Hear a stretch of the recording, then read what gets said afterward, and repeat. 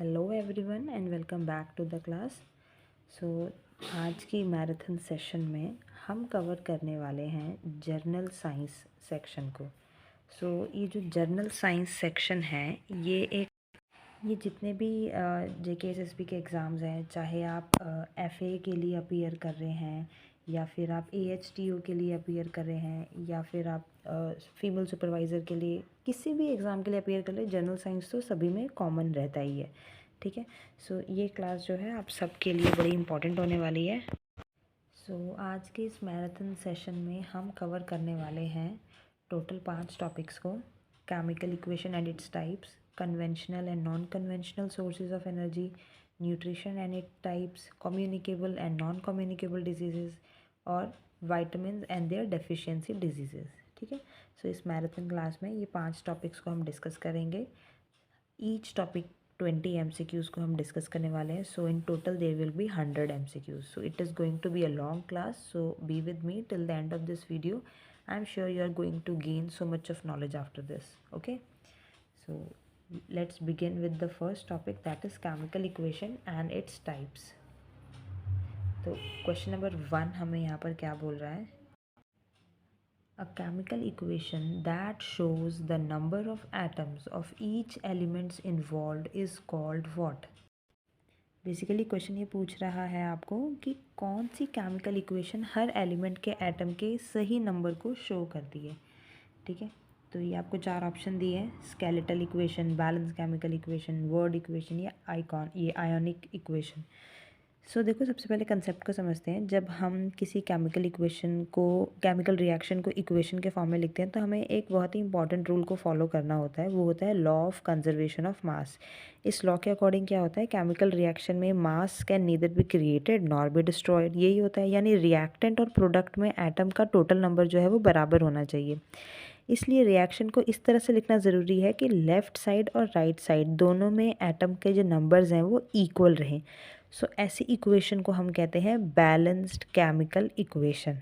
ठीक है, अब ज़रा सारे ऑप्शंस को डिकोड करते हैं। ऑप्शन ए हमें बोल रहा है स्केलेटल इक्वेशन। देखो, स्केलेटल इक्वेशन में रिएक्शन तो लिखी होती है लेकिन एटम्स बैलेंस्ड नहीं होते, इसलिए ये आपके पास इनकरेक्ट ऑप्शन रह जाएगा। फिर सी में बोल रहे हैं वर्ड इक्वेशन। वर्ड इक्वेशन में सब्सटेंसेस को केमिकल सिंबल्स की जगह वर्ड्स में लिखा जाता है। इसमें भी एटम की काउंटिंग क्लियरली नहीं दिखाई देती। This is also not the correct answer. Ionic equation में रिएक्शन को आयन के फॉर्म में लिखा जाता है, खासकर एक्वस सॉल्यूशन में। ठीक है, तो यहाँ पर क्वेश्चन में इससे रिलेटेड कोई बात नहीं हो रही है। तो सही आंसर हमारे पास यहाँ पे रहेगा balanced chemical equation. Balanced equation में हर एलिमेंट के एटम के नंबर रिएक्टेंट साइड और प्रोडक्ट साइड में इक्वल होते हैं, इसलिए ये वही इक्वेशन है जो एटम के नंबर को करेक्टली शो करता है। ठीक है, this will be the correct answer. ना क्वेश्चन नंबर 2, इसमें हमें पूछ रहे हैं which of the following represent a combination reaction. आपने बताया ना कॉम्बिनेशन रिएक्शन कौन सी है। तो सबसे पहले एक बार कॉम्बिनेशन रिएक्शन क्या होती है इसको डिस्कस करते हैं। ये वो रिएक्शन होती है जिसमें 2 या 2 से ज़्यादा रिएक्टेंट्स मिलकर एक सिंगल प्रोडक्ट को बनाते हैं। जनरली ये ऐसा होता है कि आपके पास A और B है, उन दोनों को कंबाइन करके आपके पास एक प्रोडक्ट बनता है जो होता है AB। ठीक है, आप गिवन ऑप्शंस में से देख भी सकते हो, इन सब में से सिर्फ ऑप्शन बी ही एक ऐसा है जिसमें आपको दिख रहा है कि यहाँ पे 2 चीज़ मिलके दो कंबाइन होके एक बन रहा है। यहाँ पे हाइड्रोजन और क्लोरीन दोनों मिलके हाइड्रोजन क्लोराइड बना रहे हैं। बेसिकली 2 रिएक्टेंट कंबाइन होकर एक प्रोडक्ट बना रहे हैं। यही कॉम्बिनेशन रिएक्शन का एग्जाम्पल है। ठीक है, this is the correct answer. Now question number 3, इसमें हमें बोल रहे हैं द रिएक्शन। आपको रिएक्शन दी हुई है, ये रिएक्शन किसका एग्जाम्पल है। ऑप्शंस में हमें रिएक्शंस के टाइप दिए हुए हैं, तो ज़रा पहले हम इसको देखो आप रिएक्शन को। सबसे पहले तो हम ये आइडेंटिफाई करते हैं कि रिएक्शन किस टाइप का है। रिएक्शन को ध्यान से आप देखो, एक तरफ आपको ये रिएक्टेंट में इसका कंपाउंड है पोटेशियम क्लोरेट, और ये क्या हो रहा है, ये टूट के दो हिस्सों में, दो अलग अलग प्रोडक्ट्स में बन रहा है। क्या बन रहा है, एक तो बन रहा है पोटेशियम क्लोराइड और दूसरा ऑक्सीजन गैस, ठीक है।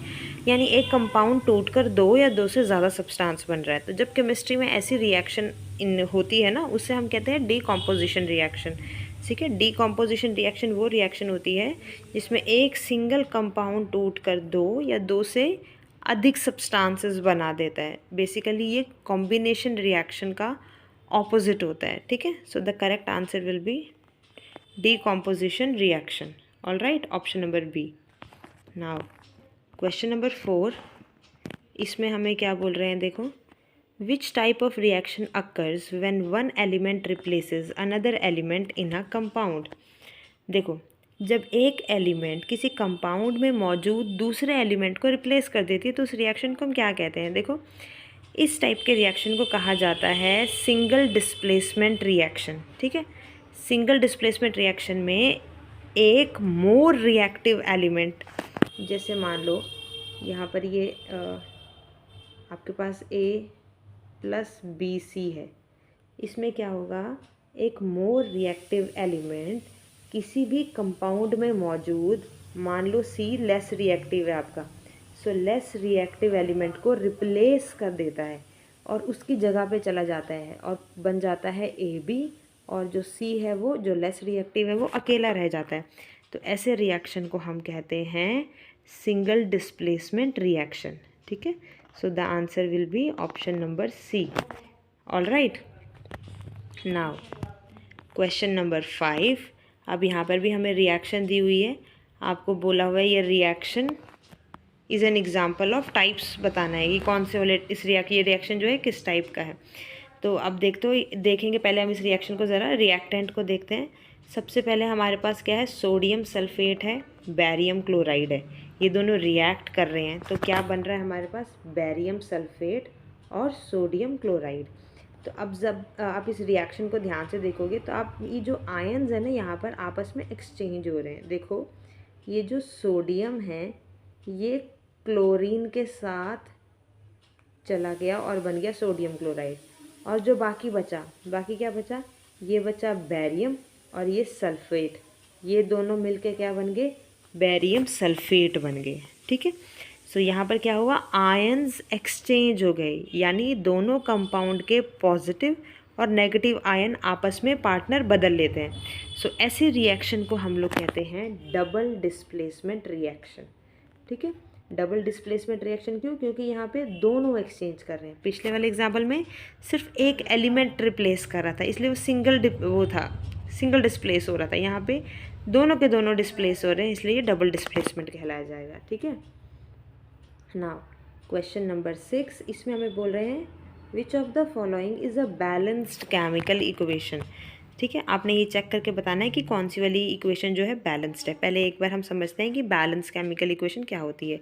ये वो इक्वेशन होती है जिसमें रिएक्टेंट साइड और प्रोडक्ट साइड दोनों के एलिमेंट के जो एटम्स हैं उनकी जो टोटल नंबर है वो बराबर होता है। और ये कंसेप्ट किसे फॉलो करता है, ये फॉलो करता है law of conservation of mass. इस लॉ के अनुसार क्या होता है, केमिकल रिएक्शन में matter can neither be created nor be destroyed, इसलिए रिएक्शन के दोनों साइड पे जो एटम के जो नंबर हैं उनका इक्वल होना ज़रूरी है, ठीक है। अब एक एक करके ऑप्शंस को हम लोग डिकोड करते हैं। ऑप्शन ए में पहले हम देखते हैं, यहाँ पर क्या है, हाइड्रोजन के पास 2 है, इधर ऑक्सीजन के पास 2 है रिएक्टेंट में, पर प्रोडक्ट में सिर्फ हाइड्रोजन के पास 2 है, ऑक्सीजन के पास तो है ही नहीं एटम्स उतने, 2 है ही नहीं, तो इट मीन्स ये आपका बैलेंस्ड नहीं है, ठीक है। अब ऑप्शन नंबर बी को देखो, यहाँ हाइड्रोजन के पास कितना है 4, ऑक्सीजन के पास 2, और यहाँ पर हाइड्रोजन के पास 4 और ऑक्सीजन के पास भी 2, क्योंकि ये जो आगे 2 है ये O के हिस्से का भी है, तो ये क्योंकि दोनों में बराबर है, जो आपका लेफ़्ट साइड में है वही आपका राइट साइड में भी है। सो हमारी बैलेंस्ड इक्वेशन ऑप्शन नंबर 2 बन रही है, ठीक है। So this is the correct answer. Now 7th question में हमें पूछ रहे हैं a reaction in which heat is released is called what. देखो, वो रिएक्शन जिसमें हीट रिलीज़ होती है उसे क्या कहते हैं। सबसे पहले ना एक कंसेप्ट बताती हूँ आपको। केमिकल रिएक्शन 2 टाइप की हो सकती है, एक होती है एक्सोथर्मिक, एक होती है एंडोथर्मिक। एक्सोथर्मिक रिएक्शन वो रिएक्शन होता है जिसमें हीट एनर्जी सराउंडिंग में रिलीज़ होती है, यानी रिएक्शन के दौरान एनर्जी जो है वो बाहर निकलती है, ठीक है। इसलिए इसे क्या बोलते हैं, एक्सोथर्मिक रिएक्शन, जिसमें हीट रिलीज़ हो रही है। एंडोथर्मिक रिएक्शन वो होती है जिसमें रिएक्शन होने के बाद हीट एब्जॉर्ब करनी पड़ती है, जैसे कि फोटोसिंथेसिस। प्लांट सनलाइट एनर्जी को एब्जॉर्ब करते हैं, है ना। तो इसीलिए क्वेश्चन में हमें क्या पूछा गया था, क्वेश्चन में पूछा गया था हीट जिसमें रिलीज़ हो रही है, तो हीट रिलीज़ को क्या बोलते हैं हम लोग, exothermic. So option number B will be the correct answer. All right, now question number 8, इसमें हमें क्या पूछ रहे हैं, which of the following is an example of decomposition reaction. Decomposition reaction का एग्जाम्पल आपने बताना है। तो सबसे पहले डीकॉम्पोजिशन रिएक्शन क्या होता है, एक सिंगल कंपाउंड टूट कर दो या दो से ज़्यादा सिंपलर सब्सटेंसेस बना देता है। जैसे कि जो ए बी है, ये क्या बन जाएगा, ए प्लस बी, डीकम्पोज हो रहा है ये, ठीक है। कंप्लीट ब्रेक डाउन होता है इसमें। अब आप देखो गिवन ऑप्शंस में से ऐसी टाइप का कौन सा रिएक्शन आपको दिख रहा है, ये है ना ऑप्शन नंबर सी। इसमें आप देखो हमारे रिएक्टेंट में एक कंपाउंड है और वो कंपाउंड जो है वो ब्रेक डाउन होकर के दो एलिमेंट्स में बदल रहा है। रिएक्टेंट क्या है, मर्क्यूरी ऑक्साइड, और वो टूट के क्या बन रहा है, मर्क्यूरी अलग रह गया और ऑक्सीजन गैस अलग से बन गई। तो ये डीकम्पोजिशन रिएक्शन का एग्जाम्पल है, ठीक है। नाउ क्वेश्चन नंबर 9, इसमें पूछ रहे हैं which of the following reaction is a type of oxidation reaction.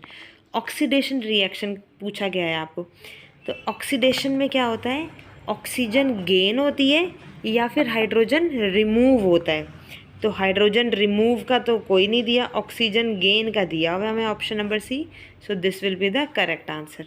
All right, now 10th में अगेन हमें रिएक्शन दिया हुआ है। आपको पूछा है इस रिएक्शन में विच एलिमेंट इज डिस्प्लेस, कौन सा एलिमेंट डिस्प्लेस हो रहा है। सबसे पहले हम रिएक्टेंट को देखते हैं। रिएक्टेंट में हमारे पास क्या है, एक जिंक है और दूसरा क्या है, हाइड्रोक्लोरिक एसिड है, ठीक है। हाइड्रोक्लोरिक एसिड में भी दो एलिमेंट है, कौन कौन से, हाइड्रोजन और क्लोरीन। सो जब रिएक्शन होती है जिंक एसिड के हाइड्रोजन को रिप्लेस कर देता है और ये क्या बन रहा है, जिंक क्लोराइड, और हाइड्रोजन गैस बाहर निकलती है, ये रिलीज़ हो रही है। सो जिंक ने हाइड्रोजन को कंपाउंड से रिप्लेस कर दिया और इस टाइप की रिएक्शन को हम क्या बोलते हैं, डिस्प्लेसमेंट रिएक्शन कहते हैं, है ना। तो यहाँ पे हमारे पास क्वेश्चन में क्या पूछ रहे थे कि कौन से एलिमेंट को डिस्प्लेस किया है, तो कौन सा डिस्प्लेस हुआ, हाइड्रोजन ना। हाइड्रोजन जो था वो अपने एसिड से रिप्लेस होकर बाहर निकल गया। सो यही आपका डिस्प्लेस्ड एलिमेंट है और हाइड्रोजन ऑप्शन नंबर बी में आ रहा है। So this will be the correct answer. All right, now question number 11, इसमें पूछ रहे हैं a chemical reaction in which precipitate is formed usually belongs to which reaction. देखो क्वेश्चन में पूछ रहे हैं कि जिस केमिकल रिएक्शन में प्रेसिपिटेट बनता है वो आमतौर पे किस टाइप की रिएक्शन होती है। पहले एक बार हम समझते हैं प्रेसिपिटेट क्या होता है। देखो जब दो एक्वस सॉल्यूशन मतलब वाटर में घुले हुए कंपाउंड, जब ये एक्वस सॉल्यूशन आपस में रिएक्ट करते हैं और रिएक्शन के बाद एक इनसॉल्युबल सॉलिड सब्सटेंस बन जाता है, तो उस सॉलिड को हम क्या कहते हैं, प्रेसिपिटेट कहते हैं, ठीक है। सो सही आंसर हमारे पास ऑप्शन नंबर बी है, डबल डिस्प्लेसमेंट रिएक्शन, क्योंकि इस रिएक्शन में दो कंपाउंड अपने आयन को एक्सचेंज करते हैं और कई बार इनसॉल्युबल प्रेसिपिटेट बन जाता है, इसलिए सही आंसर हमारे पास ऑप्शन नंबर बी रहेगा, ठीक है ना। 12th में हमें पूछ रहे हैं which gas is evolved when zinc reacts with hydrochloric acid.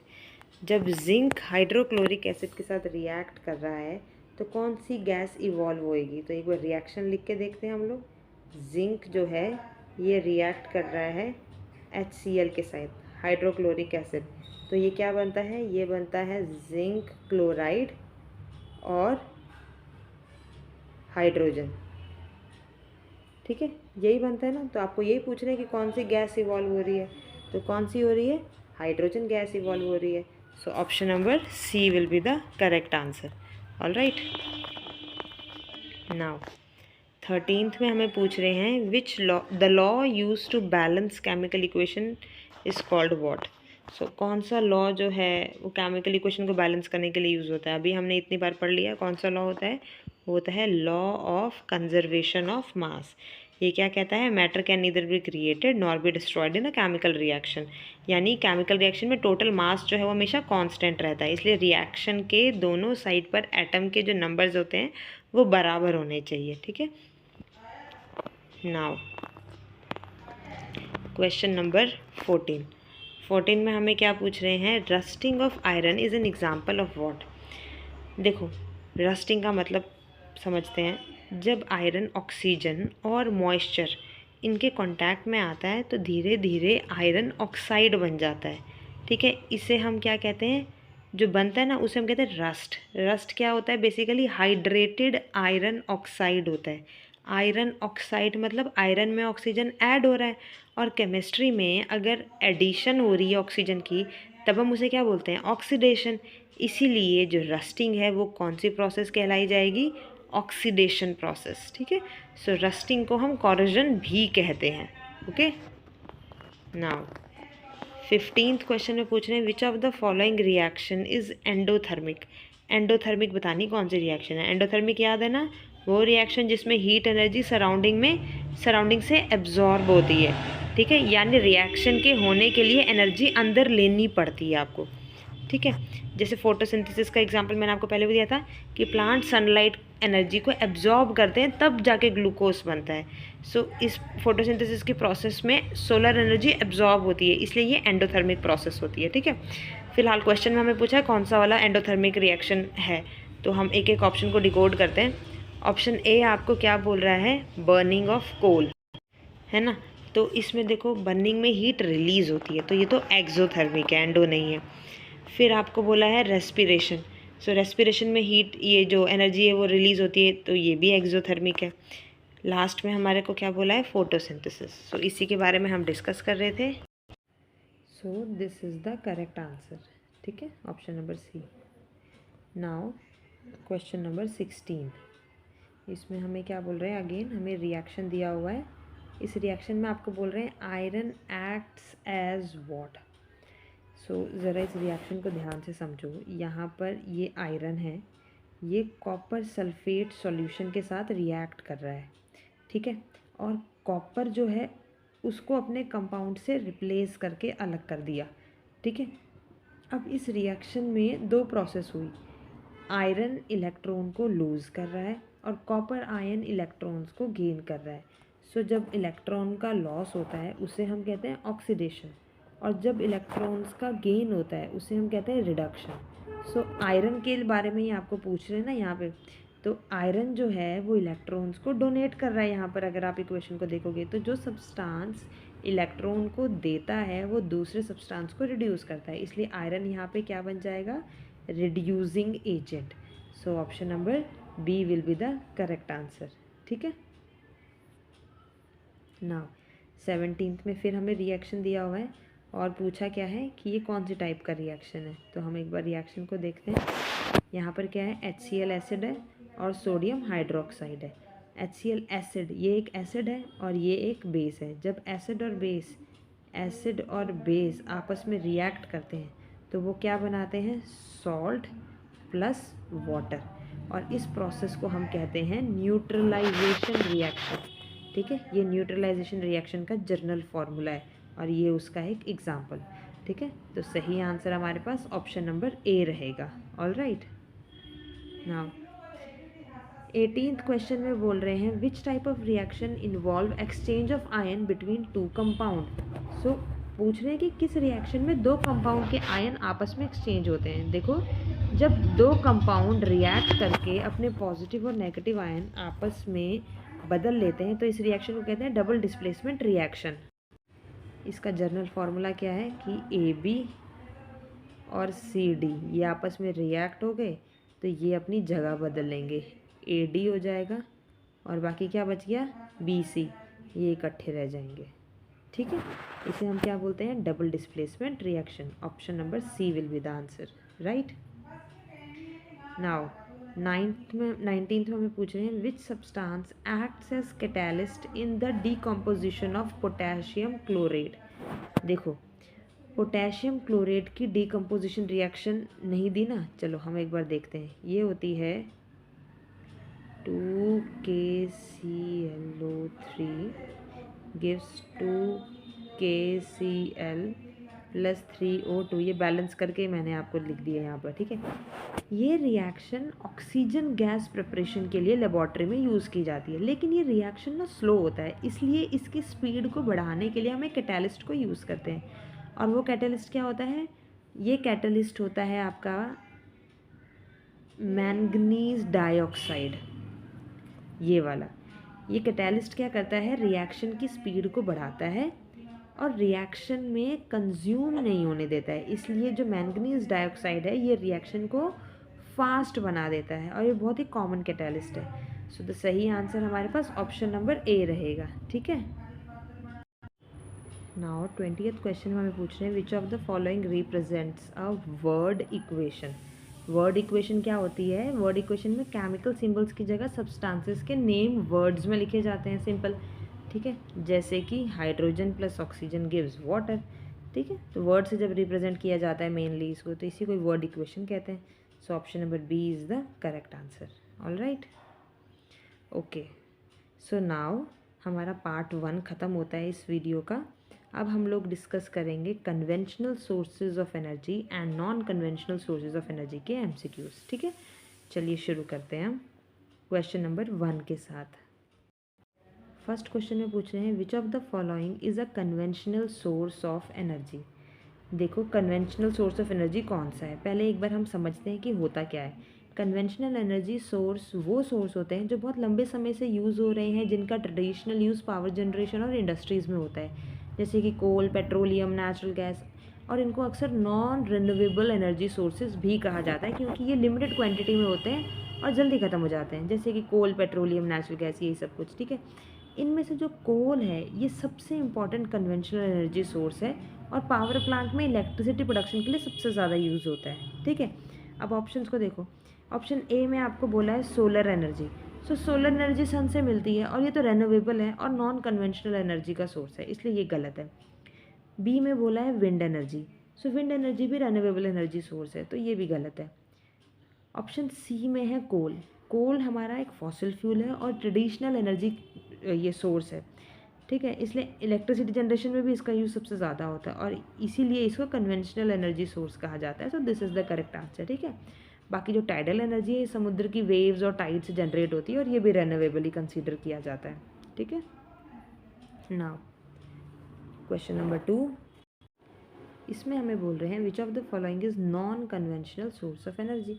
अब नॉन कन्वेंशनल कौन से होते हैं? जो रिसेंटली डेवलप्ड या मॉडर्न एनर्जी रिसोर्सेज होते हैं, जो रेनोवेबल होते हैं और जो एनवायरनमेंट फ्रेंडली भी होते हैं। इनका यूज़ पॉल्यूशन कम करने और फॉसिल फ्यूल्स को रिप्लेस करने के लिए किया जाता है, जैसे कि solar energy, wind energy, tidal energy, geothermal energy, biomass energy. So इन सोर्सेज का सबसे बड़ा एडवांटेज ये है कि इनएग्जॉस्टिबल होते हैं, यानी कि ख़त्म नहीं होते हैं, ठीक है। तो गिवन ऑप्शंस में से सही आंसर कौन सा है? Option number C, wind energy renewable और एनवायरमेंटल फ्रेंडली एनर्जी सोर्स है, ये मॉडर्न एनर्जी सोर्स है, इसीलिए इसे नॉन कन्वेंशनल एनर्जी सोर्स कहा जाता है। ऑल राइट, नाउ क्वेश्चन 3 में पूछ रहे हैं which conventional source of energy is known as black gold. देखो ब्लैक गोल्ड क्या है? पेट्रोलियम को कहा जाता है ब्लैक गोल्ड। इसे ब्लैक गोल्ड इसलिए कहते हैं क्योंकि इसका रंग जाहिर सी बात है काला होता है, दूसरा इसकी इकोनॉमिक वैल्यू बहुत ज़्यादा होती है, बिल्कुल गोल्ड की तरह वैल्यूएबल होता है। पेट्रोलियम मॉडर्न इकोनॉमी का सबसे इंपॉर्टेंट एनर्जी सोर्स है, क्योंकि पेट्रोलियम से आप देखो बहुत सारे बाय प्रोडक्ट्स बनते हैं, petrol, diesel, kerosene, LPG, lubricating oil, ठीक है, और भी बहुत सारे। सो इस कारण पेट्रोलियम को लिक्विड गोल्ड या ब्लैक गोल्ड भी कहा जाता है, ठीक है। पेट्रोलियम एक फॉसिल फ्यूल है जो मिलियंस ऑफ ईयर्स में ऑर्गेनिक मैटर के डिकम्पोजिशन से बनता है। All right, so option number B is the correct answer. Now fourth में पूछ रहे हैं main disadvantage of conventional source of energy is that they are. देखो कन्वेंशनल एनर्जी सोर्स में कौन से थे? वही जो लंबे समय से यूज़ हो रहे हैं, ट्रेडिशनल हैं, फॉसिल फ्यूल्स होते हैं। इनका मेन डिसएडवांटेज ये होता है कि ये जो होते हैं ये होते हैं आपके एग्जॉस्टेबल। एग्जॉस्टेबल मतलब इनकी क्वांटिटी लिमिटेड होती है और ये ख़त्म हो सकते हैं, क्योंकि फॉसिल फ्यूल्स बनने में मिलियंस ऑफ ईयर लगे थे और अगर हम इनको तेज़ी से यूज़ कर भी रहे हैं तो इसलिए फ्यूचर में इनका डिप्लीशन होने के चांसेस बहुत ज़्यादा रहते हैं। इसके अलावा ये पॉल्यूशन भी बहुत ज़्यादा फैलाते हैं, इसी कारण दुनिया अब रीन्यूएबल एनर्जी सोर्स और सोलर और विंड एनर्जी इन तरफ की ज़्यादा शिफ्ट कर रही है, ठीक है।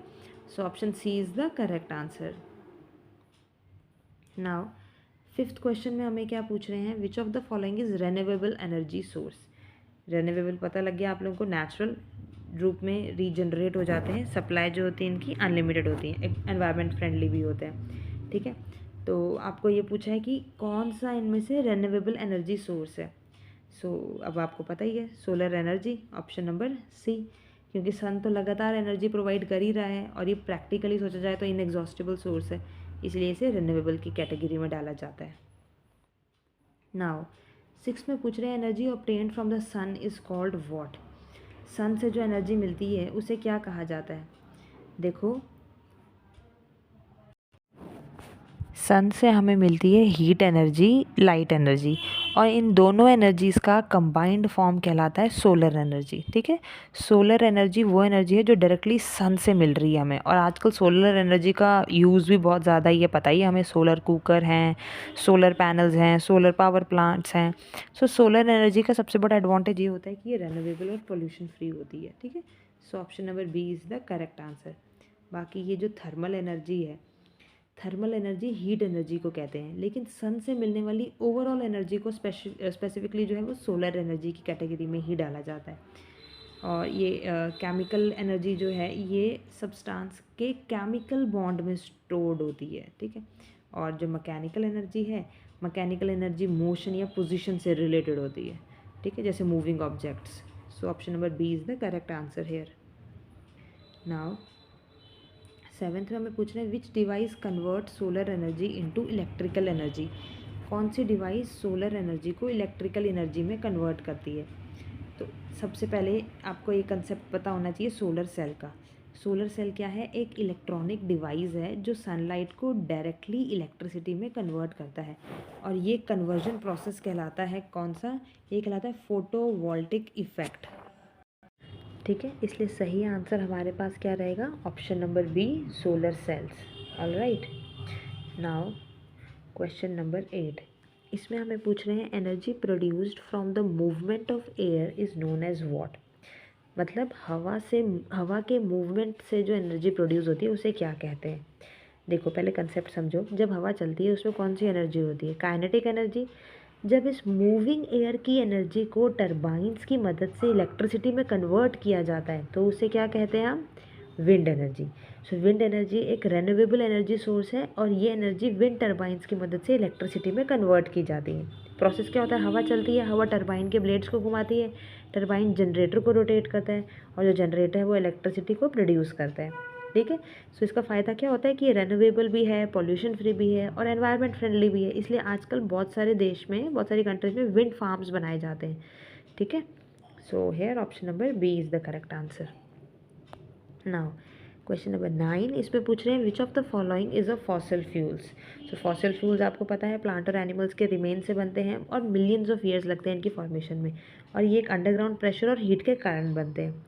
एग्जाम्पल क्या है, कोल, पेट्रोलियम, नेचुरल गैस। यहाँ पे आपके पास क्या है, कोल, ऑप्शन नंबर सी, ये है हमारा फॉसिल फ्यूल, ठीक है। नाउ 10th में पूछ रहे हैं, विच energy source uses heat from inside the earth. मतलब कौन सा एनर्जी सोर्स अर्थ के अंदर की हीट को यूज़ करता है। देखो हीट के अंदर ना बहुत ज़्यादा हीट एनर्जी स्टोर होती है, और ये हीट मेनली आती कहाँ से है, रेडियो एक्टिव एलिमेंट्स के डिके होने से, और ये अर्थ की फॉर्मेशन प्रोसेस से भी नेचुरली होती है। जब इस इंटरनल हीट को एनर्जी प्रोडक्शन के लिए यूज़ किया जाता है तब हम उसे कहते हैं जियोथर्मल एनर्जी। जियो मतलब अर्थ और थर्मल मतलब हीट, यानी अर्थ की हीट से मिलने वाली एनर्जी जियो थर्मल एनर्जी कहलाई जाती है, ठीक है। तो इसका यूज़ होता है बेसिकली एनर्जी जनरेशन के लिए और हीटिंग सिस्टम्स के लिए। ये रेनोवेबल भी है और पॉल्यूशन भी कम करता है, इसलिए ये जो है बहुत ज़्यादा प्रेफरेबल की जाती है बाकी के कंपैरिजन में, ठीक है। नाउ 11th में हमें क्या पूछ रहे हैं, biogas is mainly composed of what. देखो बायोगैस जो मेनली है किससे बनी हुई होती है, बायोगैस क्या होती है। देखो बायोगैस एक रेन्यूएबल एनर्जी सोर्स है जो ऑर्गेनिक वेस्ट से बनती है, जैसे कि animal dung, plant waste, kitchen waste, agricultural waste. जब इन वेस्ट को ऑक्सीजन की एब्सेंस में माइक्रो ऑर्गेनिज्म द्वारा डिकम्पोज कराया जाता है ना, तो एक गैस मिक्सचर बनता है जिसे हम बायोगैस कहते हैं। इस प्रोसेस को ना हम एनारोबिक डिकम्पोजिशन भी कहते हैं। एनारोबिक मतलब होता है बिना ऑक्सीजन के डिकम्पोजिशन करना। तो बायोगैस के अंदर क्या क्या होता है ये भी आपको पता होना चाहिए। बायोगैस के अंदर होता है methane, carbon dioxide, hydrogen sulphides और वाटर वेपर, और सबसे ज़्यादा इसमें मीथेन होता है। ठीक है, मीथेन सबसे ज़्यादा परसेंटेज में होता है और वही फ्यूल की तरह बर्न भी होता है।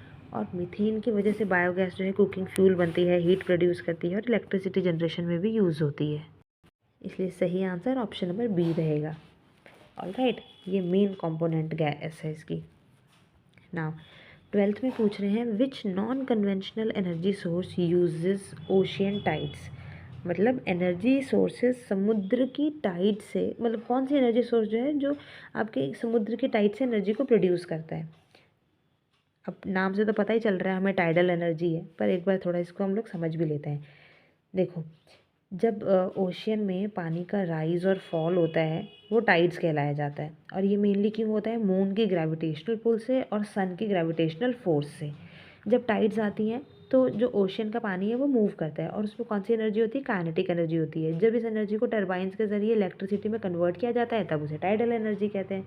सो टाइडल एनर्जी एक रेन्यूएबल और नॉन कन्वेंशनल एनर्जी सोर्स है। ठीक है, so option number B here is the correct answer.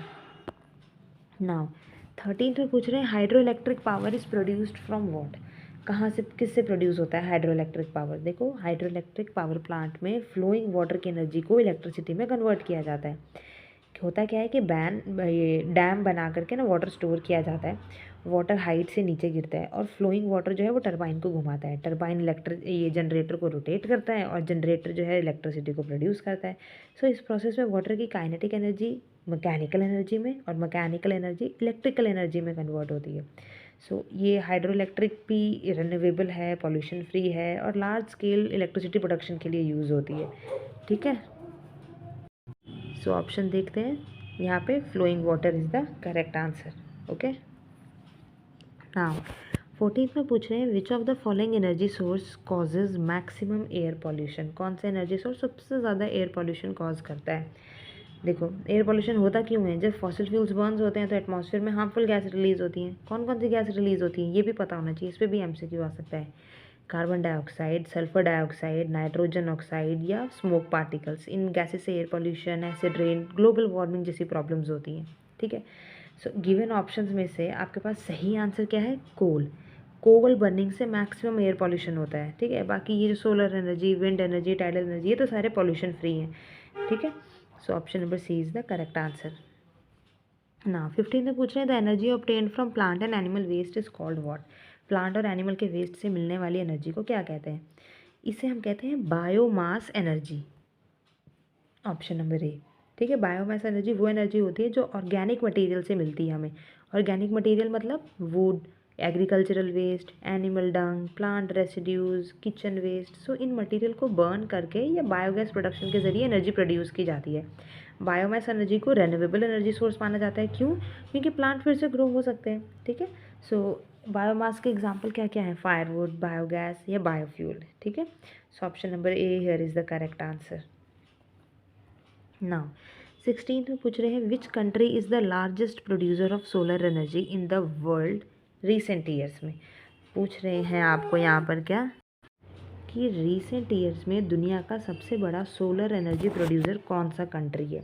सो आज के समय में हमें पता है हर कोई जो है रेन्यूएबल एनर्जी की तरफ तेज़ी से शिफ्ट कर रहा है, क्योंकि फॉसिल फ्यूल्स तो पॉल्यूशन भी कर रहे हैं और एग्जॉस्टेबल भी हैं। इसलिए कंट्रीज़ जो है सोलर पावर प्लांट्स और सोलर पैनल्स का यूज़ जो है वो बहुत ज़्यादा कर रही है। अब देखो, चाइना के बारे में हम देखें तो रिसेंट ईयर में चाइना जो है ये वर्ल्ड का लार्जेस्ट प्रोड्यूसर है और इंस्टॉलर है सोलर एनर्जी का। चाइना ने बहुत सारे सोलर पावर प्लांट्स बनाए हैं, सोलर पैनल मैन्युफैक्चरिंग में भी वर्ल्ड लीडर है और large scale solar farm develop भी की हैं। सो चाइना की सोलर कैपेसिटी जो है वो दुनिया में सबसे ज़्यादा है। ठीक है, तो इसलिए सही आंसर ऑप्शन नंबर बी रहेगा, चाइना। बाकी इंडिया अभी सोलर एनर्जी में तेज़ी से ग्रो तो कर रहा है, पर वर्ल्ड में टॉप कंट्रीज़ में है, पर अभी उतना ज़्यादा लार्जेस्ट प्रोड्यूसर नहीं है जितना वो देखा जाए। जापान भी सोलर एनर्जी को यूज़ करता है, इस टेक्नोलॉजी को यूज़ करता है, लेकिन प्रोडक्शन चाइना से कम है। ठीक है, तो option B will be the correct answer. 17 में पूछ रहे हैं which of the following is not a conventional sources of energy. देखो, मतलब इनमें से ऑप्शंस में से कौन सा एनर्जी सोर्स जो है वो कन्वेंशनल नहीं है। कन्वेंशनल मतलब कौन सा था, जो लंबे समय से यूज़ हो रहे हैं, फॉसिल फ्यूल्स होते हैं और एग्जॉस्टिबल होते हैं, है ना। तो अब ऑप्शन देखो, कोल, कोल तो एक कन्वेंशनल सोर्स ऑफ एनर्जी है। फिर क्या है, पेट्रोलियम, पेट्रोलियम भी कन्वेंशनल फॉसिल फ्यूल है। नेचुरल गैस, ये भी कन्वेंशनल सोर्स है। ये जो सोलर एनर्जी है ये रेन्यूएबल और नॉन कन्वेंशनल एनर्जी सोर्स है, ठीक है। So this will be the correct answer. 18 में पूछ रहे हैं wind energy is converted into electricity using what. So देखो, विंड पावर प्लांट में सबसे इम्पॉर्टेंट क्या होता है, विंड टरबाइन। अब आपको इसका प्रोसेस मैंने समझा दिया है कैसे काम करता है। हवा टरबाइन के ब्लेड को घुमा रही है, टरबाइन रोटेट हो रहा है, टरबाइन जनरेटर को रोटेट कर रहा है, जनरेटर इलेक्ट्रिसिटी को प्रोड्यूस कर रहा है। इसलिए विंड एनर्जी कन्वर्जन सिस्टम का मेन कंपोनेंट क्या है, wind turbine. So option number B will be the correct answer, ठीक है। 19 पूछ रहा है which energy source is used in nuclear power plant. Nuclear power plant में कौन सा एनर्जी सोर्स यूज़ होता है। तो देखो, सही आंसर आपके ऑप्शन क्या दिया है, यूरेनियम, कोल, पेट्रोलियम और नेचुरल गैस, है ना। सही आंसर तो यूरेनियम है, पर इसके बारे में थोड़ा सा सुनो। देखो, न्यूक्लियर एनर्जी क्या होती है ना, न्यूक्लियर पावर प्लांट में इलेक्ट्रिसिटी प्रोड्यूस होती है न्यूक्लियर फिशन रिएक्शन से। न्यूक्लियर फिशन में क्या होता है, हैवी एटम्स स्प्लिट होते हैं और huge amount of energy release होती है, और इसमें सबसे कॉमन फ्यूल है यही यूरेनियम, ठीक है। सो जब यूरेनियम के एटम स्प्लिट होते हैं तो हीट एनर्जी रिलीज होती है, और हीट से स्टीम बनती है, और स्टीम जो है वो टरबाइन को घुमाती है। सो टरबाइन जो है फाइनली जनरेट करेगी, इलेक्ट्रिसिटी प्रोड्यूस करेगी, है ना। तो इसलिए option number A will be the correct answer, ठीक है।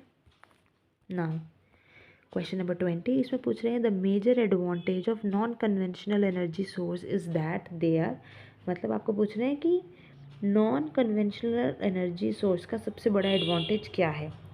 नॉन कन्वेंशनल मतलब सोलर एनर्जी, विंड एनर्जी, ये सारे। इसमें सबसे बड़ा एडवांटेज देखो ये होता है कि ये क्या होते हैं, रेन्यूएबल, मतलब ये रिसोर्स, ये सोर्सेज बार बार रीजनरेट हो सकते हैं और प्रैक्टिकली कभी ख़त्म नहीं होते हैं। अब जो सन है वो हमेशा एनर्जी देता ही रहेगा, हवा तो हमेशा चलती रहेगी, वाटर साइकिल हमेशा चलता ही रहेगा।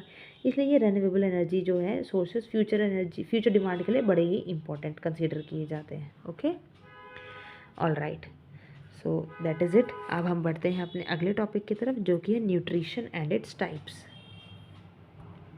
क्वेश्चन नंबर 1 हमें क्या पूछ रहा है, the process by which organism obtain and utilise food is called what. अब देखो, हर लिविंग ऑर्गेनिज्म को ज़िंदा रहने के लिए फूड की ज़रूरत होती है। न्यूट्रिशन वो प्रोसेस है जिसमें हम फूड को ऑब्टेन करते हैं, उसे यूटिलाइज करते हैं, ग्रोथ, रिपेयर और एनर्जी के लिए उसे यूज़ करते हैं, ठीक है। अब ऑप्शन देखो, रेस्पिरेशन बोल रहे हैं, रेस्पिरेशन एनर्जी रिलीज़ करने की प्रोसेस है, ठीक है। डाइजेशन क्या है, फूड को सिंपल सब्सटेंस में तोड़ता है। सर्कुलेशन क्या होता है, ब्लड का बॉडी में ट्रांसप्लांट। इसलिए सही टर्म कौन सी है हमारे पास, ऑप्शन नंबर बी, न्यूट्रिशन, ठीक है। नाउ क्वेश्चन 2 पूछ रहा है विच type of nutrition is found in green plants. Green plants देखो अपना खाना खुद बनाते हैं। कैसे बनाते हैं, सनलाइट, कार्बन डाइऑक्साइड, वाटर, इन सब की हेल्प से फोटोसिंथेसिस प्रोसेस में। सो जो ऑर्गेनिज्म अपना खाना खुद बनाते हैं उन्हें हम क्या कहते हैं, ऑटोट्रॉप्स। ऑटोट्रॉपिक न्यूट्रिशन कहलाया जाता है ग्रीन प्लांट्स में, ठीक है। Option number B here is the correct answer. Now question number 3, इसमें हमें पूछ रहे हैं green plants prepare their food by the process of. अब ये तो हमें बचपन से पता है, ग्रीन प्लांट्स अपना फूड फोटोसिंथेसिस प्रोसेस से बनाते हैं। और इस प्रोसेस में प्लांट क्या यूज़ कर रहे हैं, sunlight, carbon dioxide, water, chlorophyll और फूड ग्लूकोज बनाते हैं और ऑक्सीजन को रिलीज़ करते हैं, ठीक है। नाउ 4th में पूछ रहे हैं which of the following is not required for photosynthesis. इनमें से क्या फोटोसिंथेसिस के लिए नहीं है ज़रूरी। क्या क्या ज़रूरी होता है, सनलाइट ज़रूरी होता है, क्लोरोफिल ज़रूरी होता है, कार्बन डाइऑक्साइड ज़रूरी होता है और वाटर ज़रूरी होता है। ऑक्सीजन ज़रूरी नहीं होता। ऑक्सीजन ये तो प्रोडक्ट के रूप में रिलीज़ करता है, ठीक है। इसलिए ये आपके पास सही आंसर है। नाउ 5th में पूछ रहे हैं the mode of nutrition in which organism depends on the other organism for food is known as what. मतलब ऑर्गेनिज्म अपना खाना खुद नहीं बना रहे बल्कि दूसरे ऑर्गेनिजम्स पर डिपेंड रह रहे हैं, उसे हम क्या कहते हैं, हेटरोट्रॉपिक न्यूट्रिशन। जैसे ह्यूमंस, एनिमल्स, है ना, फंगी, ये सारे डिपेंडेंट होते हैं दूसरों के ऊपर। नाउ 6th में हमें क्या बोल रहे हैं, which of the following organism shows saprophytic nutrition. देखो, सैप्रोफाइटिक न्यूट्रिशन वो न्यूट्रिशन है जिसमें ऑर्गेनिज्म अपना खाना जो है वो dead and decayed organic matter से लेते हैं, ठीक है। ऐसे ऑर्गेनिजम्स को सैप्रोफाइट्स भी कहा जाता है, जैसे मशरूम्स, फंगी, ब्रेड मोल्ड, ठीक है। अब इसमें देखो काऊ तो बेचारी हर्बीवोर एनिमल है, ह्यूमंस तो हेटरोट्रॉपिक ऑर्गेनिज्म है, डॉग जो है वो कार्निवोर्स ओमनिवोर्स दोनों हैं। बस ये जो मशरूम है ये डेड ऑर्गेनिक मैटर से फूड लेता है। So option number A is the correct answer. ठीक है,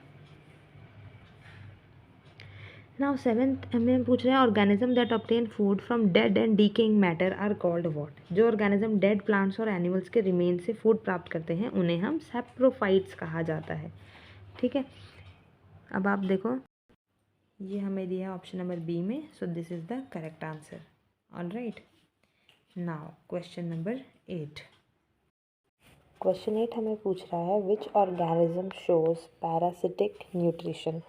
सो पैरासिटिक न्यूट्रिशन में ऑर्गेनिज्म किसी लिविंग होस्ट से फूड प्राप्त करता है और होस्ट को नुकसान पहुंचाता है। इस ऑर्गेनिज्म को पैरासाइट कहते हैं। ठीक है, सो अब गिवन ऑप्शंस में से जो आपका सही आंसर है वो है ऑप्शन नंबर बी, कसकटा। सो ये एक पैरासिटिक प्लांट है, ये दूसरे प्लांट्स के ऊपर ग्रो करता है और उनसे न्यूट्रिएंट्स एब्जॉर्ब कर देता है ये। ठीक है, इसलिए सही answer will be option number B here. Now question number 9, इसमें हमें पूछ रहे हैं the green pigment present for photosynthesis is what. So again ये भी हम बचपन से पढ़ते आ रहे हैं, what is that known as, it is called chlorophyll. ठीक है, option number B. Now 10th में हमें पूछ रहे हैं in photosynthesis plants take carbon dioxide from the atmosphere through what. देखो प्लांट्स को फोटोसिंथेसिस के लिए कार्बन डाइऑक्साइड चाहिए होता है और लीव्स की सरफेस पे छोटे छोटे पोर्स होते हैं जिन्हें हम क्या कहते हैं, स्टोमेटा। स्टोमेटा का काम क्या होता है, कार्बन डाइऑक्साइड को अंदर लेना और ऑक्सीजन और वाटर वेपर्स को बाहर छोड़ना। स्टोमेटा मेनली लीफ एपिडेमिस में पाए जाते हैं। ठीक है, तो सही answer is option number B. Now question number 11, इसमें पूछ रहे हैं which gas is release during photosynthesis. So photosynthesis की प्रोसेस में कौन सी गैस रिलीज होती है, तो सही आंसर क्या है, option number C, oxygen. All right, now next पूछ रहे हैं the basic source of energy for photosynthesis is what. देखो फोटोसिंथेसिस की पूरी प्रोसेस एनर्जी डिपेंडेंट है और ये एनर्जी प्लांट्स को मिलती है कहाँ से, सनलाइट से। क्लोरोफिल सनलाइट एब्जॉर्ब करता है और उसी एनर्जी को फूड बनाने में यूज़ करता है। वाटर, सॉइल और मिनरल्स इंपॉर्टेंट तो है लेकिन एनर्जी का सोर्स नहीं है, मेन एनर्जी का सोर्स जो है वो सनलाइट ही है। राइट, नेक्स्ट क्वेश्चन में पूछ रहे हैं animals are called heterotrophs because they, animals को हेटरोट्रॉप्स क्यों कहा जाता है, क्योंकि वो अपना खाना खुद नहीं बना सकते, क्योंकि उनके पास क्लोरोफिल नहीं है, वो फोटोसिंथेसिस नहीं कर सकते, इसलिए एनिमल्स प्लांट्स या फिर बाकी एनिमल्स पर डिपेंडेंट होते हैं। ठीक है, so option number be here makes a correct answer. फिर हमें पूछ रहे हैं which of the following organism performs autotrophic nutrition. देखो ऑटोट्रॉपिक न्यूट्रिशन में ऑर्गेनिज्म अपना फूड खुद बनाते हैं और ये प्रोसेस कहाँ से होती है, फोटोसिंथेसिस से होती है। तो आपको ये पूछ रहे हैं कि इनमें से कौन सा ऑर्गेनिज्म है जो ऑटोट्रॉप्स न्यूट्रिशन का काम करता है। तो सही आंसर आपके पास है option number B, algae. Algae में क्लोरोफिल होता है, फोटोसिंथेसिस करता है और अपना खाना खुद बनाता है। ठीक है, 15th में हमें पूछ रहे हैं which type of nutrition is seen in amoeba. Amoeba एक यूनिसेल्युलर ऑर्गेनिज्म है। ठीक है, और ये क्या करता है, होलोजोइक न्यूट्रिशन को यूज़ करता है। होलोजोइक न्यूट्रिशन में क्या होता है, ऑर्गेनिज्म फूड को इंजेस्ट करता है, डाइजेस्ट करता है, एब्जॉर्ब करता है और वेस्ट को एलिमिनेट करता है। सो ये सब स्टेप्स जो है अमीबा फॉलो करता है, इसलिए अमीबा में होलोजोइक न्यूट्रिशन पाया जाता है। राइट, नाउ 16th क्वेश्चन, इसमें हमें पूछ रहे हैं in humans digestion of food mainly takes place in the, so it takes place mainly in the, देखो फूड डाइजेशन में बड़े पार्ट होते हैं। एक पहले माउथ, फूड को चबाया जाता है, सलाइवा स्टार्च डाइजेशन शुरू करता है, फिर स्टमक फूड को चर्न करता है, प्रोटीन्स का पार्शियल डाइजेशन होता है, फिर स्मॉल इंटेस्टाइन, ये डाइजेस्टिव सिस्टम का मेन डाइजेशन सेंटर होता है। यहाँ पे pancreatic juice, intestinal juice, bile juice, ये सब मिलकर कार्बोहाइड्रेट्स, प्रोटीन्स और फैट्स को कम्प्लीटली डाइजेस्ट करते हैं। इसके अलावा न्यूट्रिएंट्स का एब्जॉर्प्शन भी स्मॉल इंटेस्टाइन में ही होता है। फिर लार्ज इंटेस्टाइन वाटर एब्जॉर्ब करता है और पर डाइजेशन नहीं करता है, इसलिए डाइजेशन मेनली कहाँ होता है, स्मॉल इंटेस्टाइन में। Option number C is the answer. फिर 17th पूछ रहा है which component of food provides maximum energy. ठीक है, सही आंसर आपके पास है option number B, carbohydrates. Carbohydrates body का मेन एनर्जी सोर्स है और जल्दी एनर्जी को प्रोवाइड करता है। ये मेनली हमें कहाँ से मिलता है, rice, wheat, bread, potato, sugar से। प्रोटीन जो है मेनली बॉडी बिल्डिंग के लिए होता है, विटामिन और मिनरल्स एनर्जी प्रोवाइड नहीं करते हैं। ठीक है, तो सही आंसर हमारे पास यहाँ कार्बोहाइड्रेट्स रहेगा। फिर पूछ रहे हैं the deficiency of vitamin C causes what. देखो विटामिन सी की डेफिशिएंसी से क्या होता है, विटामिन सी का काम क्या होता है पहले ये जानो। इसका फंक्शन क्या होता है, गम्स को हेल्दी रखना, इम्यूनिटी को इम्प्रूव करना, और कोई अगर घाव होता है तो उसको हील करना। इसकी डेफिशिएंसी से ब्लीडिंग गम्स होते हैं, वीकनेस होती है और स्कर्वी डिजीज़ होती है, ठीक है। और सोर्सेज क्या होता है विटामिन सी के, जितने भी सिट्रस फ्रूट्स हैं, लेमन, ऑरेंजेस, आंवला, ठीक है। सो फिलहाल option number B here is the correct answer. Now 19 से पूछ रहे हैं विच nutrients helps in body building and repair of tissue.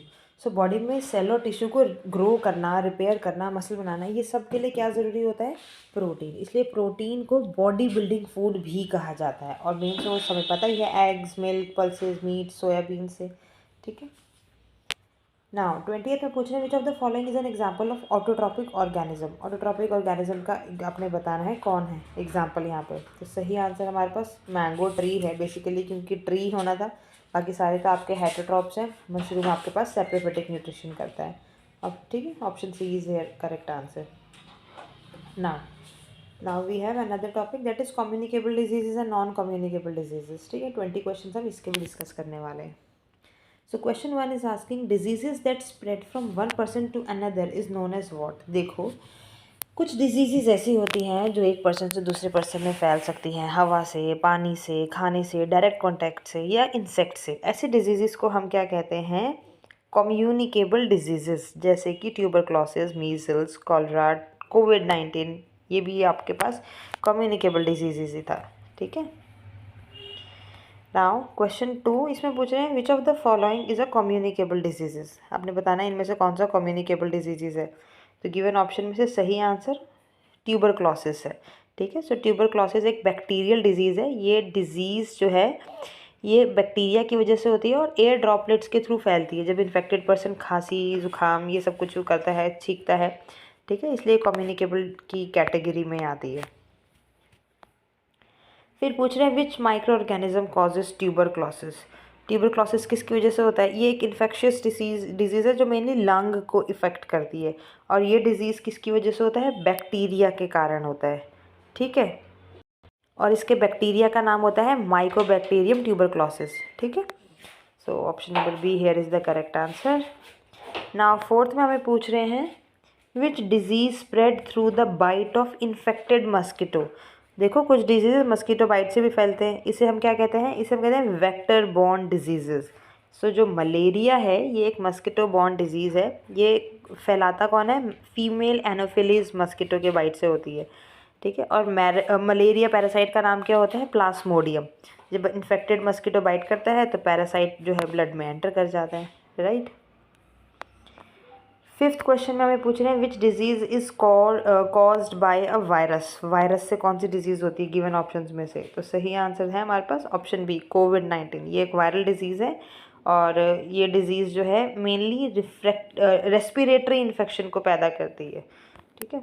इसको तो हम भली भांति से जानते हैं। नाउ क्वेश्चन नंबर 6 इसमें हमें पूछ रहे हैं which of the following is non communicable diseases. Non communicable मतलब वो डिजीजेज जो एक बंदे से दूसरे बंदे में नहीं फैलती है। ये कहाँ होती है, ये होती है मेनली कोई लाइफस्टाइल प्रॉब्लम की वजह से, कोई जेनेटिक फैक्टर है या कोई मेटाबॉलिक डिसऑर्डर है उस वजह से, ठीक है। तो सही आंसर आपके पास यहाँ है option number C, diabetes. Diabetes एक मेटाबॉलिक डिजीज़ है जिसमें ब्लड शुगर लेवल बढ़ जाता है, बॉडी इंसुलिन जो है प्रॉपरली यूज़ नहीं कर पाती है। तो ये कोई स्प्रेड होने वाली डिजीज़ नहीं है, इसलिए इसे नॉन कम्युनिकेबल डिजीज़ की कैटेगरी में डाला जाता है। फिर 7th में हमें पूछ रहे हैं which disease spread through contaminated food and water. तो कंटामिनेटेड फूड और वाटर से भी कई डिजीज़ फैलती हैं। इन डिजीज़ को हम कहते हैं वाटर बॉर्न डिजीज़, ठीक है। सो जो कॉलरा है ये एक बैक्टीरियल डिजीज़ है जो कंटामिनेटेड वाटर और फूड से फैलती है, ठीक है। इसके सिम्टम्स क्या होते हैं, सीवियर डायरिया हो जाता है, डिहाइड्रेशन, वीकनेस, ये सब कुछ हो जाता है, ठीक है। बाकी अस्थमा रेस्पिरेटरी डिजीज़ है, कैंसर तो नॉन कम्युनिकेबल है, हाइपरटेंशन हाई बीपी कहलाता है। Now question number 8 which of the following is not a communicable disease. इनमें से कौन सी कम्युनिकेबल डिजीज़ नहीं है, that is option number C, cancer. So cancer में सेल जो है अनकंट्रोल्ड डिवाइड करते हैं और ट्यूमर बन सकता है। ये डिजीज़ बेसिकली स्प्रेड नहीं होती पर्सन टू पर्सन, ठीक है। 9th में हमें पूछ रहे हैं the disease dengue is transmitted by whom. So dengue एक वायरल डिजीज़ है जो मस्कीटो के बाइट से होती है, ठीक है। सो आपके पास सही आंसर क्या है, option number B, Aedes mosquito, इसकी वजह से। ठीक है। नाउ 10th क्वेश्चन में पूछ रहे हैं which of the following disease spread through air droplets. इनमें से कौन सी ऐसी डिजीज है जो एयर ड्रॉपलेट्स की वजह से फैलती है। ठीक है, तो सही आंसर आपके पास ऑप्शन नंबर सी है, इन्फ्लुएंजा। इन्फ्लुएंजा फ्लू है, ये एक वायरल डिजीज है जो एयर ड्रॉपलेट से फैलती है। ठीक है। नाउ 11th क्वेश्चन में हमें पूछ रहे हैं which disease is caused by the deficiency of insulin hormone. Insulin hormone की कमी की वजह से कौन सी डिजीज होती है। सही आंसर है ऑप्शन बी, डायबिटीज। ठीक है, ये इंसुलिन एक हार्मोन है जो पैनक्रियाज से रिलीज होता है। ठीक है, इसका काम क्या होता है, बॉडी ग्लूकोज लेवल को कंट्रोल करना और ग्लूकोज को बॉडी सेल में एनर्जी के लिए भेजना। जब बॉडी हमारी इंसुलिन प्रोड्यूस नहीं कर पाती है ना, या यूज़ नहीं हो पाता है प्रॉपरली, तो ब्लड में शुगर का लेवल बढ़ जाता है अनकंट्रोल्ड, तो इस कंडीशन को हम डायबिटीज़ कहते हैं। हाँ, क्वेश्चन नंबर 12, इसमें हमें पूछ रहे हैं which disease is caused by protozoa. Protozoa से कौन सी डिजीज़ होती है। सही आंसर है आपके पास ऑप्शन नंबर ए, मलेरिया। ठीक है, ये एक प्रोटोजोअन डिजीज़ है और ये डिजीज़ जो है प्लाज्मोडियम पैरासाइट के कारण होती है, राइट। और ट्रांसमिशन किससे होता है, फीमेल एनोफिलीज मस्किटो की बाइट से। फिर पूछ रहे हैं which organ is mainly affected by tuberculosis. Tuberculosis से कौन सा ऑर्गन मेनली अफेक्ट होता है, दैट इज लंग्स। ठीक है, ये लंग को मेनली अफेक्ट करती है, राइट। नाउ 14th क्वेश्चन में पूछ रहे हैं which disease is commonly called high blood pressure. High blood pressure किसे बोलते हैं, हाइपरटेंशन को। इसमें क्या होता है, ब्लड वेसल्स में ब्लड प्रेशर नॉर्मल लेवल से ज़्यादा हो जाता है, इस कंडीशन को हाइपरटेंशन भी कहा जाता है। ठीक है। नाउ 15th क्वेश्चन, इसमें पूछ रहे हैं which disease spread through the sexual contact. Sexual contact से कौन सी डिजीज स्प्रेड होती है, that is option number C, that is HIV and AIDS. फिर क्वेश्चन नंबर 16 है, इसमें हमें पूछ रहे हैं which mosquito spreads malaria. Malaria कौन सा मस्किटो स्प्रेड करता है, अभी हमने पढ़ लिया कौन सा है, female anopheles mosquito. Question number 17, which of the following disease is genetic या hereditary and not communicable. Genetic और हेरिडिटरी वो डिजीज़ होती है जो पेरेंट से जीन्स के थ्रू चिल्ड्रन में ट्रांसफ़र होती है। ठीक है, ये disease person to person spread नहीं होती है। तो सही आंसर आपके पास ना गिवन ऑप्शन में से रहेगा option number C, haemophilia. Haemophilia एक जेनेटिक डिजीज़ होती है जिसमें ब्लड क्लॉटिंग जो है प्रॉपरली नहीं होती, इंजरी होने पे ब्लीडिंग जल्दी रुकती नहीं है। ये डिज़ीज़ जो है जीन्स के थ्रू ही इनहेरिटेड होती है, राइट। नाउ क्वेश्चन नंबर 18, इसमें हमें पूछ रहे हैं which disease is caused by the lack of cleaning drinking water and sanitation. जब ड्रिंकिंग वाटर कंटामिनेटेड हो जाता है और सैनिटेशन ख़राब हो जाती है तो कई डिजीज़ फैलती है और इन्हें हम कहते हैं water borne diseases. Here the correct answer is option number A, cholera. Okay. Now 19th is asking vaccination helps in the prevention of what. देखो, वैक्सीनेशन बॉडी को डिजीज़ से लड़ने के लिए इम्यूनिटी देती है। वैक्सीन में वीकेंड या किल्ड माइक्रो ऑर्गेनिजम्स होते हैं जो बॉडी को डिजीज़ से फाइट करना सिखाते हैं। वैक्सीन मेनली इन्फेक्शियस डिजीज़ से हमें प्रोटेक्ट करती है। ठीक है, तो यहाँ पर सही आंसर हमारा ऑप्शन नंबर बी रहेगा, कम्युनिकेबल डिजीजेस। नाउ 20 में पूछ रहे हैं which of the following disease is related to unhealthy lifestyle and diet. मतलब कौन सी ऐसी डिजीज़ हैं जो अनहेल्दी लाइफस्टाइल या अनहेल्दी डाइट की वजह से होती है। तो देखो, सही आंसर हमारे पास यहाँ पर डायबिटीज़ है। ठीक है, बाकी तो सारी कोई मस्किटो बॉर्न डिजीज़ है, कोई बैक्टीरियल डिजीज़ है और कोई वायरल कम्युनिकेबल। डायबिटीज़ जो है ये हमारी ख़राब लाइफस्टाइल की वजह से होती है, right. Okay, so now we are on the last topic. इसमें हम डिस्कस करेंगे विटामिन और उनकी डेफिशिएंसी से होने वाली डिजीज़ से रिलेटेड MCQs। क्वेश्चन 1 पूछ रहा है deficiency of vitamin D in adults leads to what. देखो, विटामिन डी का मेन काम क्या होता है, कैल्शियम और फास्फोरस को एब्जॉर्ब करने में हेल्प करना, बोन्स और टीथ को स्ट्रॉन्ग बनाना। जब बॉडी में विटामिन डी की कमी हो जाती है तो बोन्स हमारी वीक हो जाती है। लेकिन डेफिशिएंसी का इफेक्ट जो है वो एज के अनुसार अलग अलग होता है। बच्चों में अगर डी की डेफिशिएंसी है तो उसमें रिकेट्स होंगी। ठीक है, एडल्ट्स में अगर डी की डेफिशिएंसी है फिर उनको होती है दैट इज़ ऑस्टियोमैलाशियोस, ठीक है। इसमें बोन्स जो है वो सॉफ्ट हो जाती हैं, बोन्स में पेन होता है और मसल्स हमारी वीक हो जाती हैं, right. So option number A here is the correct answer. Now next question is asking night blindness is mainly caused due to the deficiency of what. So हमें पता है विटामिन ए जो eyes की health के लिए बड़ी important होती हैं, तो अगर ए की डेफिशिएंसी होती है तो इंसान को डिम लाइट में क्लियरली नहीं दिखाई देता है, और इस कंडीशन को हम क्या कहते हैं, नाइट ब्लाइंडनेस। सो ये किसकी कमी की वजह से होती है, विटामिन ए की कमी से हो जाती है। तो option C is the correct answer. Okay, 3 में हमें पूछ रहे हैं which vitamin is essential for blood clotting. देखो, जब बॉडी में कहीं कट या इंजरी होती है तो ब्लड को क्लॉट होना पड़ता है ना, ताकि ब्लीडिंग रुक सके। ब्लड क्लॉटिंग के लिए बॉडी को एक स्पेशल विटामिन की ज़रूरत होती है, वो है विटामिन के। इसका मेन काम क्या होता है, ब्लड क्लॉटिंग फैक्टर को एक्टिवेट करना, एक्सेसिव ब्लीडिंग को रोकना। सो इसकी डेफिशिएंसी से क्या है, ब्लीडिंग जल्दी रुकती नहीं है, नोज़ ब्लीडिंग भी हो सकती है, और ऐसे क्या होता है, अगर नहीं रुकेगी तो ब्लड का लॉस ज़्यादा हो जाता है, ठीक है। So option B here is the correct answer. फिर फोर्थ में हमें पूछ रहे हैं which vitamin deficiency cause beri. So beri एक डेफिशिएंसी डिजीज़ है जो विटामिन B1 की कमी से होती है, ठीक है। सो विटामिन B1 जो है, इसका मेन फंक्शन क्या है, कार्बोहाइड्रेट मेटाबॉलिज्म को करना सही और नर्वस सिस्टम की फंक्शनिंग को सही रखना, ठीक है। सो इसके सोर्सेज क्या होते हैं, whole grains, rice, pulses, nuts वगैरह वगैरह, ठीक है। So this is the correct answer है। नाउ फिफ्थ क्वेश्चन में पूछ रहे हैं which vitamin deficiency results in the megaloblastic anaemia. So ये एक ऐसा एनीमिया है जिसमें आरबीसी जो है ना वो प्रॉपरली डेवलप नहीं होते हैं और बड़े या फिर अबनॉर्मल हो जाते हैं, और ऑक्सीजन का ट्रांसपोर्ट कम हो जाता है, ठीक है। सो ये बेसिकली विटामिन B12 की डेफिशिएंसी से होती है, राइट। नाउ क्वेश्चन नंबर 6, इसमें पूछ रहे हैं which vitamin acts as a powerful antioxidant protecting cell membrane. So देखो, जो विटामिन ई है ना, ये एक पावरफुल एंटीऑक्सीडेंट है। एंटीऑक्सीडेंट का मतलब होता है कि बॉडी सेल को डैमेज से प्रोटेक्ट करना और हार्मफुल सब्सटेंसेस को न्यूट्रलाइज करना।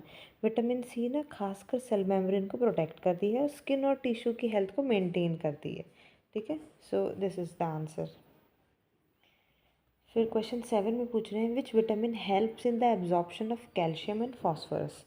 So answer is vitamin D. Vitamin D bones के लिए बहुत इंपॉर्टेंट विटामिन है। इसका मेन फंक्शन क्या होता है, कैल्शियम और फॉस्फोरस के एब्जॉर्प्शन में मदद करना, बोन्स एंड टीथ को स्ट्रॉन्ग बनाना, ठीक है। नाउ 8th में पूछ रहे हैं which disease is caused by the deficiency of vitamin C. So vitamin C body की इम्यूनिटी और टिश्यू रिपेयर के लिए इंपॉर्टेंट होता है, जैसा मैंने अभी बताया। अगर इसकी डेफिशिएंसी हो जाती है तो बॉडी में स्कर्वी डिजीज़ हो जाती है, ठीक है। स्कर्वी के सिम्टम्स क्या होते हैं, bleeding gums, weakness, joint pain, right. Now 9th में पूछ रहे हैं हमें कि विच विटामिन डेफिशिएंसी कॉज पेलैग्रा।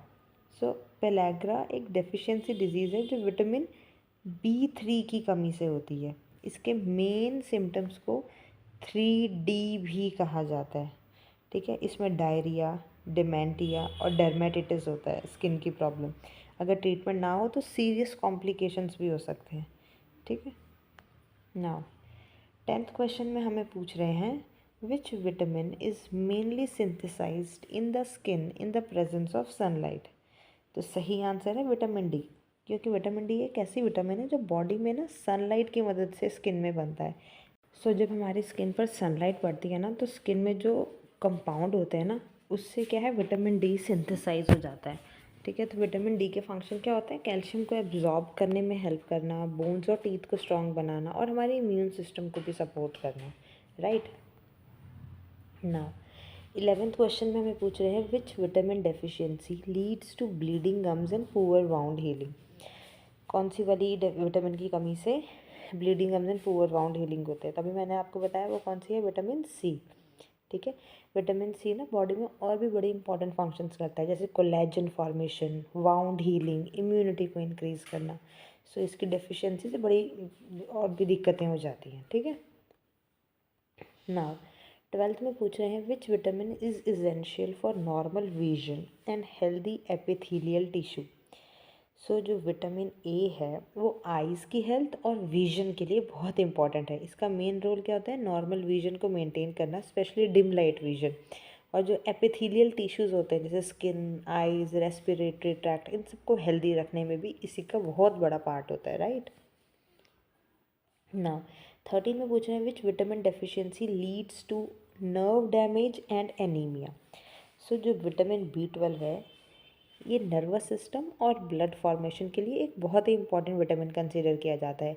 इसका मेन काम क्या होता है, रेड ब्लड सेल्स की फॉर्मेशन करना और नर्वस सिस्टम की फंक्शनिंग में हेल्प करना। जब B12 की डेफिशिएंसी हो जाती है तो नर्व डैमेज भी हो सकती है, वीकनेस, नमनेस, एनीमिया, ठीक है। तो ये सब चीज़ें होती है B12 की कमी से। सो ये बहुत इंपॉर्टेंट विटामिन बी है, वो है विटामिन है एक, ठीक है ना। 14th में हमें पूछ रहे हैं which vitamin is required for collagen formation. So collagen क्या होता है ना, ये एक इम्पॉर्टेंट प्रोटीन होता है जो skin, bones, blood vessels, connective tissues को स्ट्रॉन्ग बनाता है। कोलेजन फॉर्मेशन के लिए विटामिन सी जो है बहुत ज़रूरी होता है। अगर बॉडी में विटामिन सी कम हो जाए तो बड़े, अभी हमने पढ़े पहले भी, बहुत सारी दिक्कतें होती हैं, गम ब्लीड करते हैं, स्कर्वी डिजीज़ होती है, जो हीलिंग होती है वाउंड्स की वो स्लो हो जाती है, ठीक है। नाउ 15 में पूछ रहे हैं which vitamin deficiency results in bone deformities in children. So कौन सी विटामिन है, विटामिन डी। ये बोन्स की ग्रोथ और स्ट्रेंथ के लिए बहुत ही ज़रूरी विटामिन है, ठीक है। नाउ 16 में पूछ रहे हैं which vitamin is also known as ascorbic acid. Ascorbic acid ही विटामिन सी का साइंटिफिक नेम है। इसका मेन रोल और डेफिशिएंसी अभी हमने अच्छे से पढ़ लिया। अब आई होप आपको ये याद रहेगी एटलीस्ट ये विटामिन। तो 17 में बोल रहे हैं which vitamin deficiency causes cracks at the corner of mouths. तो देखो ये एक ऐसी कंडीशन होती है जिसमें माउथ के कॉर्नर पर क्रैक्स बन जाते हैं, लिप्स ड्राई और पेनफुल हो जाते हैं। सो ये डिजीज़ जो है ना, ये विटामिन B2 की डेफिशिएंसी से होती है। B2 के फंक्शन होते हैं हमारी एनर्जी मेटाबॉलिज्म को मेंटेन करके रखना, हेल्दी स्किन और आइज़ को बना करके रखना, ठीक है। तो इसकी डेफिशिएंसी से ये दिक्कतें भी आती हैं। 18 में पूछ रहे हैं which vitamin deficiency cause dermatitis, diarrhoea and dementia. अभी मैंने आपको 3D के बारे में बताया था।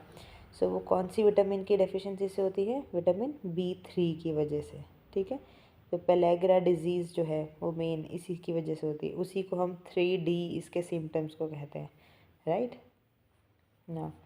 19th में पूछ रहे हैं which vitamin is necessary for normal functioning of nervous system. आपका नर्वस सिस्टम सही से काम करे इसके लिए कौन सी विटामिन चाहिए होती है हमें, विटामिन B1, ठीक है। ये नर्व सेल को एनर्जी भी देती है और नर्वस सिस्टम को हेल्दी भी रखती है, और इसकी डेफिशिएंसी से वेरी वेरी डिजीज़ भी होती है। नाउ क्वेश्चन नंबर 20 विच vitamin deficiency cause delayed blood clotting. अभी मैंने पहले भी डिस्कस किया, ब्लड क्लॉटिंग डिले हो जाती है जिस विटामिन की डेफिशिएंसी से, वो कौन सी है, विटामिन के। ये क्लॉटिंग फैक्टर बनाने में, ब्लीडिंग को रोकने में मदद करता है, ठीक है। All right, so that is all for today's marathon session. Now see you tomorrow with a new topic. If you want me to discuss any specific topic, do let me know, right? Till then, take care and happy learning.